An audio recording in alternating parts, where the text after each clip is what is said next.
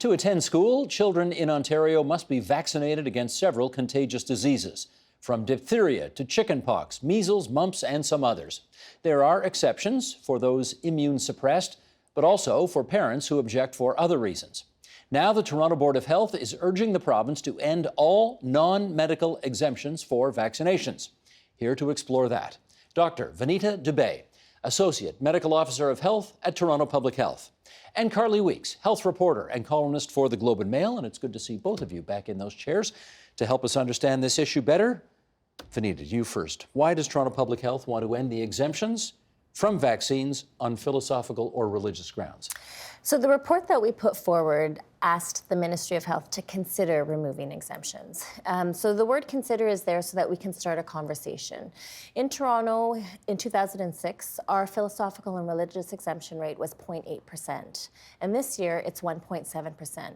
So we've seen a slow and steady increase in our city, and that's been actually observed in Ontario as a whole. So we need to start having the conversation.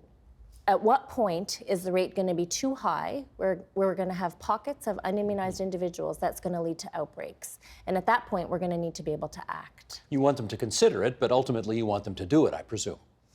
Well, what we've presented to the board is a comprehensive strategy to address vaccine hesitancy.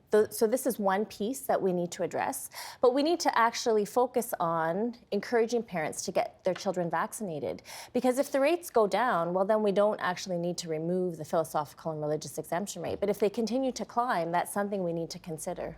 Carly, going from 0.8% to 1.7% doesn't sound like very much. So why is this of concern? Well, it is of huge concern because, as Vinita was just mentioning, there is a point at which the numbers are out of control. And we've been seeing that if you look to places like Europe and in states like California, where they actually got rid of non-medical exemptions in 2015 following a very big outbreak, which we refer to as the Disneyland outbreak there. And now they've actually tightened it even further. And so they're basically reacting to a problem that's already gotten out of control. Whereas here we're saying we want to get ahead of this. We know that more people are questioning the safety of vaccines. There is a vocal small minority that are very extreme in their views, but there are others who are just on the fence kind of questioning. And so these kinds of things are designed to be a bit of a lever for public health officials to say, this is something that you have to do as a responsible parent. And there is no medical, there's no sort of safety justification for not getting a vaccine unless there is a medical reason.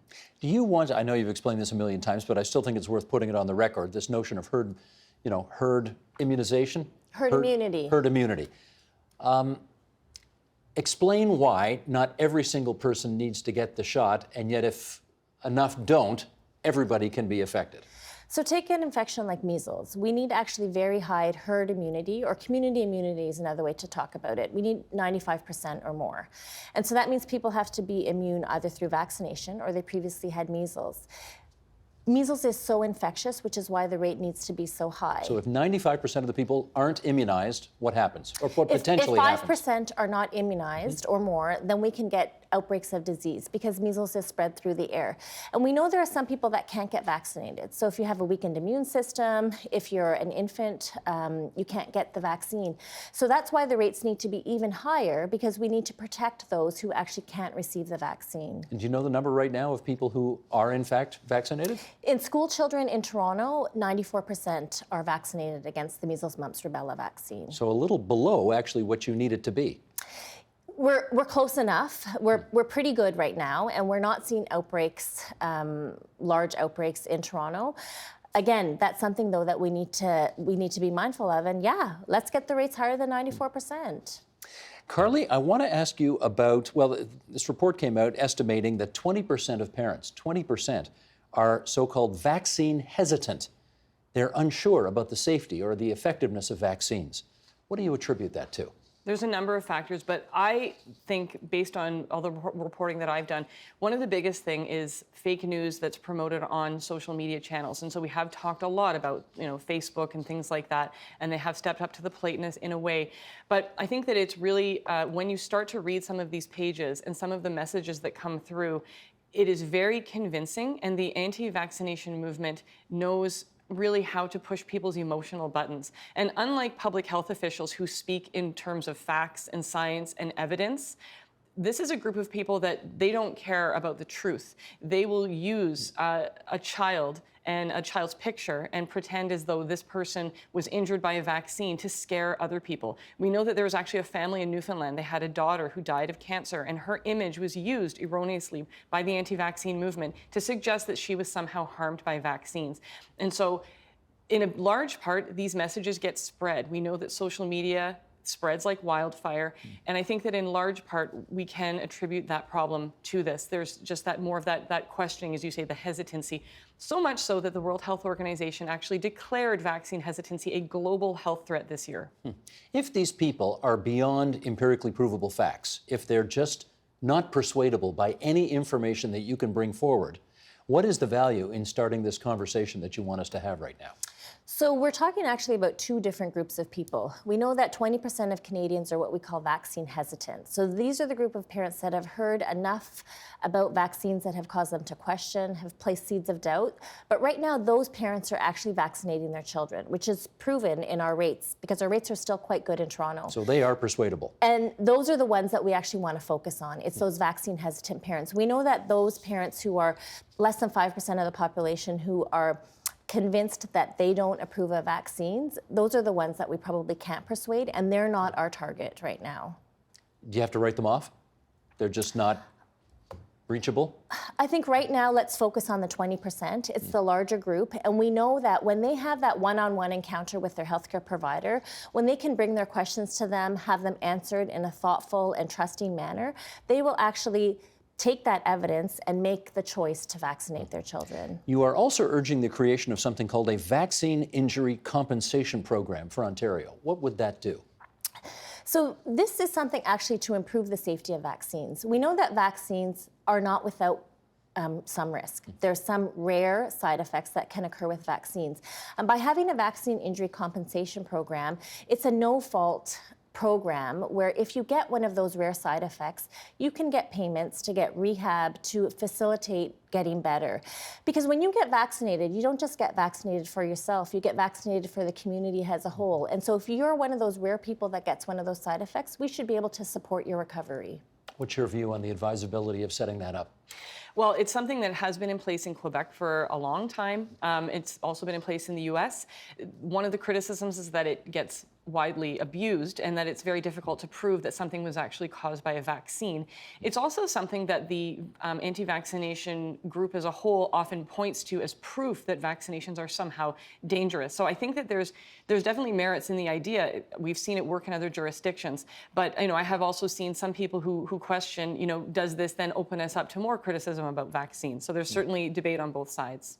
Carly, as you've looked at this issue across provinces, maybe in other countries as well, what strategies out there are working to address those who are vaccine hesitant? Yeah, so this is something that is happening in real time. I mean, we know from other countries like Australia is often looked to in places like that where they have more sort of strict rules in place and they seem to have higher vaccination rates. But I've also spoken to other very important sort of flu and vaccine experts who say, using a hammer is actually not a great idea. And so what we're seeing in New York, where they're really tightening up some of their vaccine requirements, there are some children who, aren't showing up at school anymore. And so there's that idea that the more we try to use the hammer rather than the carrot and the stick, that it's going to lead to a real problem.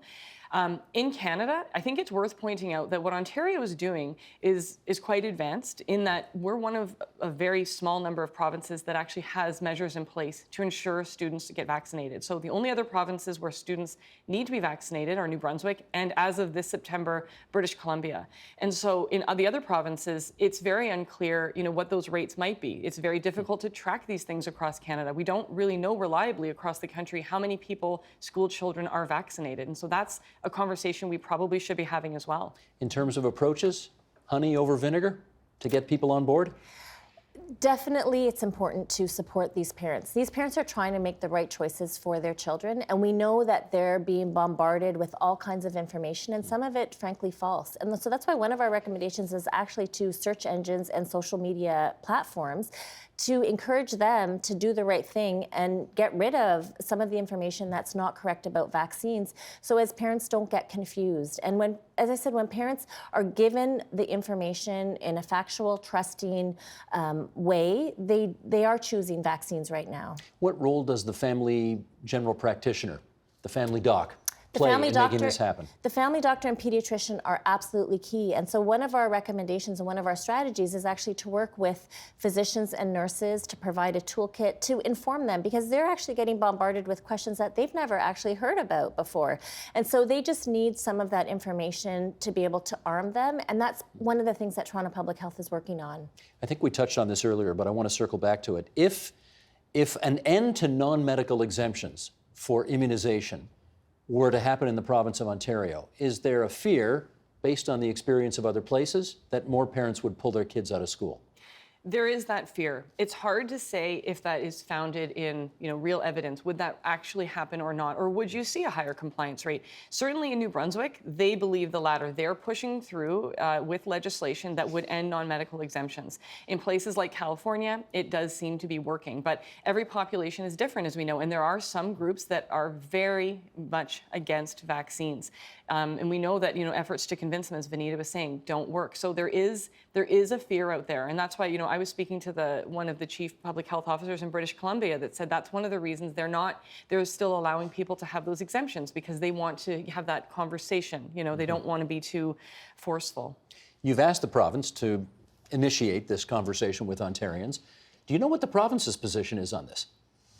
I haven't spoken to the province on this. The recommendations were just approved on Monday, and we are here to facilitate the conversation, to find out from the public what they feel on this, and to actually look at it scientifically to figure out what is the point at which we need to act. Let's keep track of our rates. Let's be mindful and be upstream in how we're going to think about this. I presume this is the Minister of Health's call at the end of the day?